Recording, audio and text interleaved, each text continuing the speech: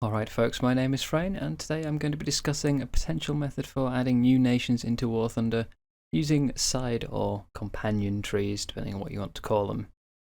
This is a video I've been intending to make for about a year, but between being a heavy procrastinator and the Chinese tree getting added late last year, which I feel this idea would have been absolutely perfect for, I ended up putting off the video for quite a while, and I'm only just getting around to it again now. Let's start off with what do I mean by a side tree? And, well, we already have them in the game in a form. The navy, tank, aircraft, etc., all those trees are side trees to one another. They're individual branches of a larger collective tree. So my idea here is quite a simple one. That let's say you wanted to add a new nation to the game. So say you wanted to add Poland, and Poland presumably does not have a large amount of vehicles on its own. Rather than filling out the tree with a bunch of copy-paste or having a lot of holes in it, you simply add it on as another sort of little branch on the side of an existing tree, such as, let's say in this case, the Soviet Union. And that's basically all there is to the idea. It's very simple. Now, to go into a little bit more detail, one, where would this go in the UI? Well, obviously, Gaijin would come up with their own solution for this. They could rework the entire UI if they wanted to. But a simple solution is to just keep the little nation selected down at the bottom as now a sort of a broader selector, so Soviet Union would go down there, and then at the top you just put an extra little row with the different nations and then have the aircraft, tanks, etc. as sub-branches from that. It's not something that really needs to be made too complicated. The next question is, well, how would you progress up the tree? Well, as I said, if you were to drive your Polish vehicles, the RP would go to your Polish tree. If you were to drive the Soviet ones, it would go to your Soviet tree, just as how aircraft and tanks go into their respective trees. You'd still obviously have the vehicles connected to the tier before, so you wouldn't be able to unlock your Soviet tree to tier 5 and then just skip straight across into Polish tier 5.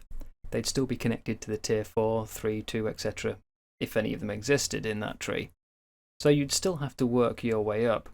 The grind would obviously be shorter because you're no longer grinding through sort of 30 extra vehicles that are most likely going to be copied and pasted over from another tree. But the grind would still be there. It's not gone completely.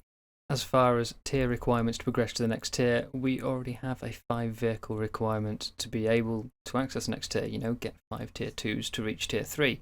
You just extend that now across all the branches of tanks or all the branches of aircraft, etc. You must have 5 Polish and Soviet combined to reach the next tier. Again, you can make it very simple. It doesn't have to be a big issue. How would crews work is another question. Well, there's a few ways that they could go about this. You could make it very simple and just say, well, you've got 10 crew slots, fill them up as you want. That's what we have right now. There's no real reason to change it. If they did want to change it, because obviously crews do make a bit of money for Gaijin, and with the elimination of a new nation, that means no new crews required. You could still have your 10 crew slot limit. It's just that now you have to buy Polish crews individually as well. So if you've only bought 3 Polish crews, you can't have any more than 3 Polish vehicles in the lineup at any one time. Alternatively, they could make it go past the 10 crew limit we have now and just give it a scroll bar like you already have on lower resolutions. Again, it's only as complicated as they decide to make it. It can be very, very simple. So obviously I've tried to keep it as simple as possible there in my description of how the system would work, but that's some of the design decisions that would have to be made. No idea is perfect, and there's always going to be something that needs to be adjusted. There's also always going to be pros and cons, so let's take a look at those. The first, of course, is the reason for the entire idea. It allows smaller nations that wouldn't be able to make a full tree to be added into the game. Several nations realistically won't be able to be added, and some even will still be too small to use this system, in which case you just fall back on adding them as premiums like we already have in the game. For those of the right size though, it means we get to have new trees without adding copy-paste vehicles or having huge gaps. Nations would also no longer need an air tree to be added into the game. Currently there is no nation that appears without having a pre-existing air tree, because of course in ground forces it wouldn't be quite fair for most nations to have aircraft support and some not. But with this system you don't need an air tree to be added in first, because you just use the air tree on the nation you're attached to. Polish wouldn't need their own air tree because they can take the Soviet aircraft in the same lineup. It's not a problem. Nations not having a complete lineup would no longer be a problem. You don't have to fill it with copy-paste because you can just take the vehicles from your existing tree. France only has the ARL-44 at the 5.7 mark in the tech tree. That's not a problem if it's attached to another nation. It allows you to fill out far more lineups of far more BRs without them being held back. And on a similar note, this also solves holes in trees that we already have, whether it's a battle rating hole somewhere in the tree or just a lack of flexibility, like, say for instance, the fact that Britain doesn't have a lot of light tanks and a lot of mobility through the tree. That's not really a problem if you attach another tree to the side of it that does have several light tanks. It gives you more variety, more flexibility, and more lineup availability across all the trees, new and old. Now, as I said before, there are some downsides as well. The first of which is, as we've already mentioned, the UI. It could become a bit more confusing for new players. This all depends on what Gaijin we choose to do with it. They could rework it entirely, make the whole thing look different. It could be very intuitive, it could be a bit harder to get through. That's entirely on how it's implemented.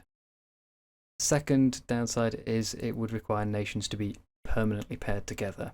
This isn't a massive downside though, as we already have this to some degree in the game, just as with the tree design itself. China currently cannot play on the opposite team to the Soviets. Germany cannot play on the opposite side to the Italians. Britain and America always paired together.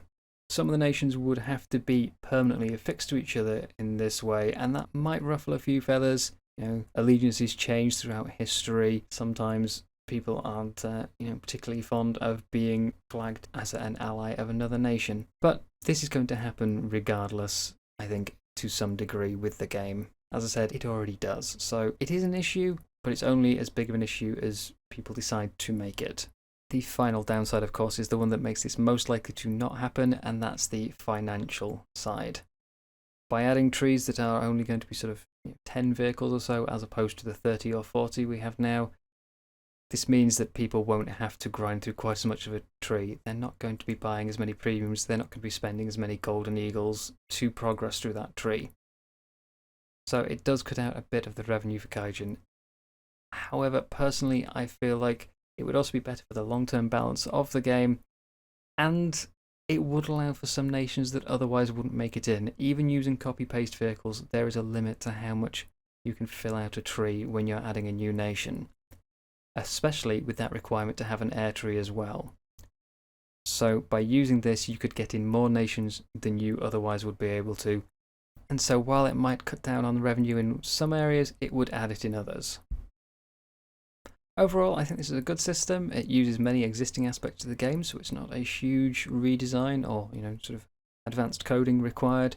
The largest change would simply be to the UI. A small rework could be done, and that would be all that's necessary. But I think it's a good way forwards, and it's nice and simple. I do have some further ideas that offshoot from this one. I think it's a good extension, but I'll talk about those in another video another time. In the meantime, thank you very much for listening. I'd love to hear your opinions on all this. If you have any, write them in the comments below.